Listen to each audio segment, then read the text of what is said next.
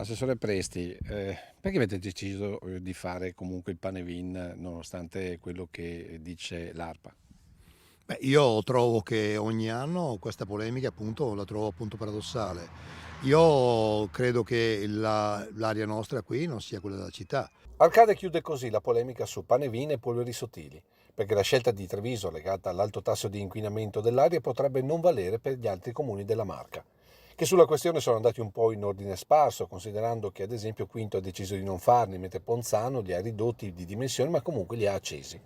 Cosa simile per Villorba, con mini falò simbolici alti non più di 1,5 metri e larghi 2. Cosa ben diversa per Arcade, con la catasta che sfiora i 10 metri di altezza per almeno 5 di diametro e che racconta l'impegno di almeno 200 volontari, in gran parte alpini.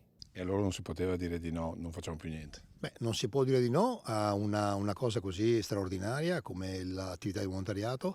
Non dimentichiamo comunque una cosa, che gli alpini, non solo ad Arcade, ma un po' ovunque, fanno comunque il bene della comunità. Alpini presenti un po' ovunque in questa mappa che vede soprattutto sulla sinistra Piave il ritorno della tradizione dopo le limitazioni del Covid.